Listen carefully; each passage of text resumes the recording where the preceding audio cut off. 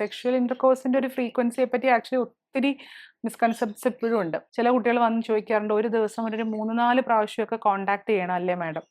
അപ്പോൾ ഞാൻ പറയും, അങ്ങനെ കോൺടാക്ട് ചെയ്യുക എന്ന് പറയുന്നത് നിങ്ങൾക്ക് കംഫർട്ടബിൾ ആണെങ്കിൽ മാത്രം ചെയ്യേണ്ട ഒരു കാര്യമാണ്. അത് ഓൾമോസ്റ്റ് നടക്കത്തില്ല. ബിക്കോസ് ഞാൻ പറഞ്ഞില്ല, ഈ 20-25% ആണ് ഒരു മാസം പ്രഗ്നന്റ് ആകുക. അപ്പം 2 മാസമായി, 1 മാസം കഴിഞ്ഞ് 2 മാസമായി, 3 മാസം 4 മാസം ഒക്കെ ആകുമ്പോഴേക്കും ആളുകൾ സ്ട്രെസ് അതുകൊണ്ട് കൂടാൻ തുടങ്ങും, നമ്മൾ എക്സോസ്റ്റഡ് ആവും.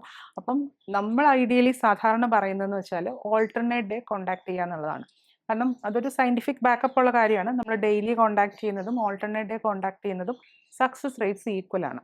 ഓക്കെ. സോ അപ്പം നമ്മൾ വളരെ എക്സോസ്റ്റഡ് ആകാത്ത രീതിയിൽ ഓൾട്ടർനേറ്റ് ഡേ കോൺടാക്ട് ചെയ്യുക. അത് തന്നെ ഇപ്പോൾ നമ്മൾ ഈ ഫെർട്ടൈൽ വിൻഡോ എന്ന് പറഞ്ഞല്ലോ, അതായത് ഇപ്പോൾ ഓവുലേഷൻ ഇന്നാണ് നടക്കുന്നതെങ്കിൽ ഇന്ന് വരെയാണ് നമുക്ക് പ്രഗ്നൻസിക്ക് സാധ്യതയുള്ളത്. അപ്പോൾ ആ വിൻഡോ ഇന്ന് ടുഡേ അത് ക്ലോസ് ചെയ്യാം. പക്ഷെ അതിന് മുമ്പുള്ള 6 days കൂടി നിങ്ങൾക്ക് ആ സമയമുണ്ട്. അതായത് ഓവുലേഷന് മുമ്പ് ഉള്ള 6 days ഓൾട്ടർനേറ്റ് ഡേ കോൺടാക്ട് ചെയ്യുന്നതാണ് നമ്മളെപ്പോഴും അഡ്വൈസ് ചെയ്യാറുള്ളത്.